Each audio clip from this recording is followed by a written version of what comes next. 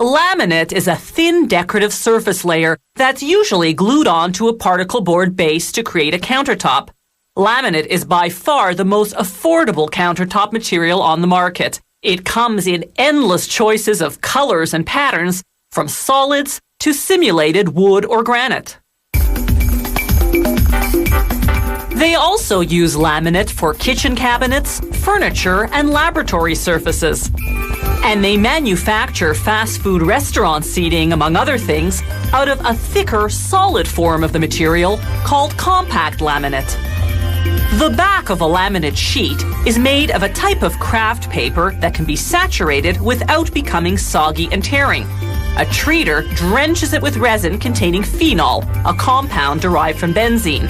The resin doesn't merely coat the paper, it absorbs right through. The paper then enters a drying oven.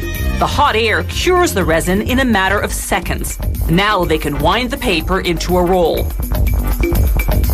The top of the laminate is called the decorative layer.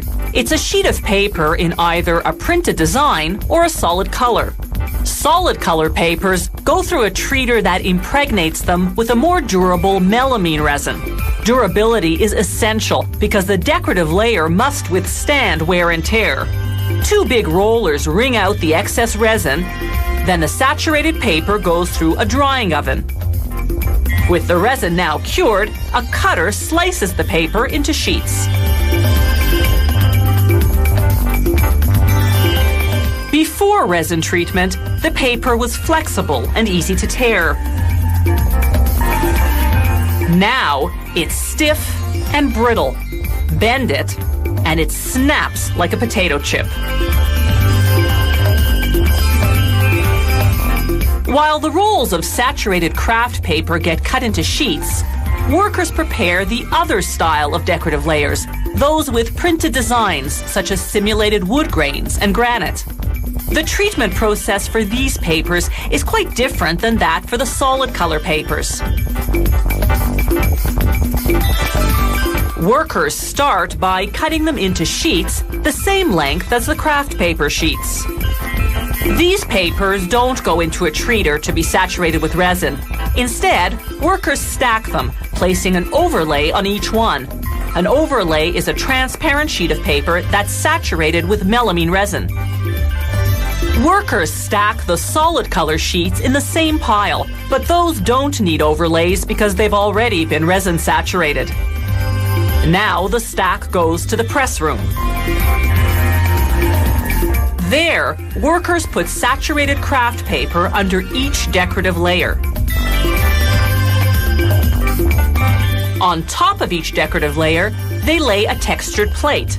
This will prevent the finished laminates from sticking together.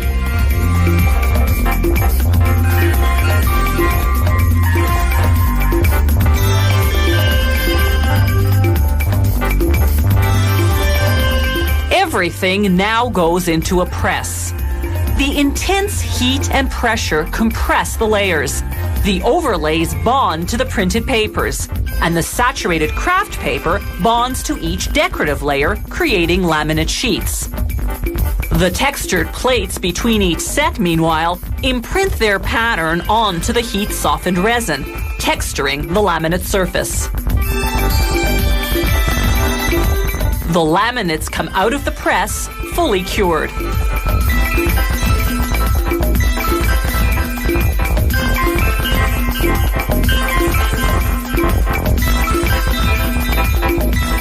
On the finishing line, machines trim off any excess paper on the edges and sand the back of the sheets.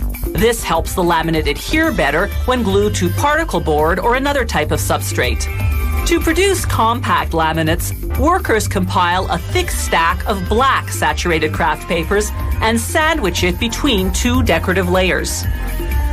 The press melts and bonds all the sheets into a solid unit. Alternating colors produces a striped edge. Compact laminates are so thick they're entirely self-supporting, so unlike laminate sheets, they don't need to be applied to a substrate.